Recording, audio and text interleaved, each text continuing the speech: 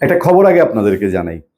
বাংলাদেশে ভারতীয় রিপাবলিক বাংলা টিভির সম্প্রচার বন্ধে রুল। আমার একটা ব্যক্তিগত মতামত আছে, সেটা আমি আপনাদেরকে জানাবো। তার আগে একটু নিউজটা পড়ে নিই।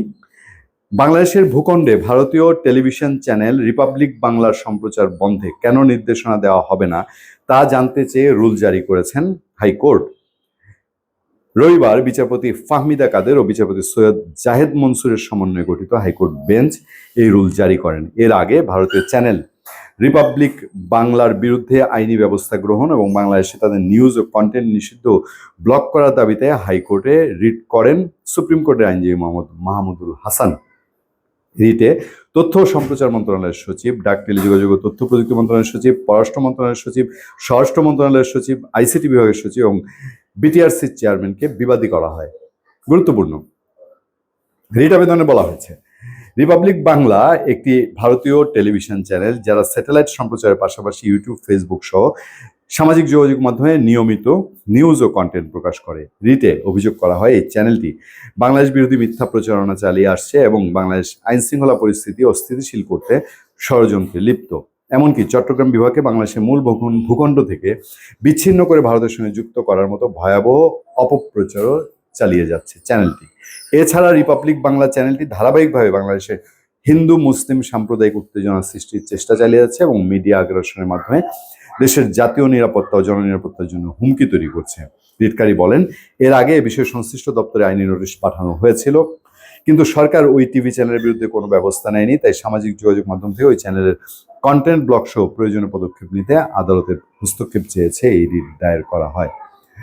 সবই মানলাম, সবই বুঝলাম, এবং যেই দাবিটা করা হয়েছে রিট আবেদনে আংশিক সত্য। রিপাবলিক বাংলার কিছু দুটো বা তিনটা কন্টেন্ট আমি দেখেছি।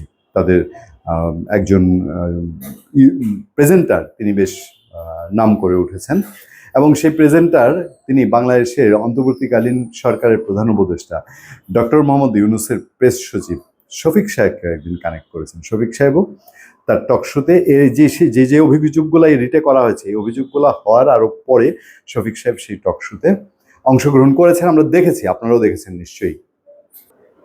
ময়ূক নামে একজন প্রেজেন্টার, সেই ময়ূক প্রেজেন্টারের মুখোমুখি ছিলেন প্রেস সচিব এবং সেই অনুষ্ঠানে আমি দেখেছি যে অনেকটাই আক্রমণাত্মক প্রেজেন্টেশন ভঙ্গি। সেই প্রেজেন্টেশন ভঙ্গিতে বিশেষত বাংলাদেশে হিন্দুদের উপরে নির্যাতনের অভিযোগগুলো নিয়ে এই অনুষ্ঠানটা প্রায় পুরোটাই গড়িয়েছে, পুরোটাই সেরকম করেছিল। এর বাইরেও যে কথাগুলো রিটে বলা হয়েছে, চট্টগ্রামকে বিচ্ছিন্ন করা বা বাংলাদেশে হিন্দু মুসলিম যে সম্প্রীতি সেখানে আঘাত করার মতন কিছু কন্টেন্ট তৈরি হয় কোনো কোনো অংশে ঠিক। তবে আমি একটা বলবো যে যেহেতু সরকারের প্রেস সচিবও ওই প্রোগ্রামে যোগ দেন, নাম্বার ওয়ান। নাম্বার টু হচ্ছে এইসব সব সরকারের সময় একটা হয়। বাংলাদেশে আওয়ামী লীগ সরকারের সময়ও কোনো কোনো প্রতিষ্ঠান দেশের বাইরে থেকে করছে না, দেশের বাইরে থেকে কন্টেন্ট ক্রিয়েটররা, এই যে পিনাকি ভট্টাচার্য বা ইলিয়াস হোসেন, তারা তো নাম করেছেন ওই আওয়ামী লীগ গভর্নমেন্টের বিরুদ্ধে স্ট্যান্ড নিয়েই, বা ফেসিবাদ বলি, স্বৈরাচার বলি, তার বিরুদ্ধে স্ট্যান্ড নিয়ে। সেগুলো বন্ধ করার জন্যে বা সেগুলোকে ফেস করার জন্য ওইসব চ্যানেল বন্ধ করে দেওয়া কি কোনো সমাধান? সুতরাং বাংলাদেশে রিপাবলিক বাংলা সব বন্ধ করে দিলেই কি, মানে ওই বলে না ঝড় আসলে বালুর নিচে মুখ লুকিয়ে ফেলা, সেটা কি সমাধান হবে?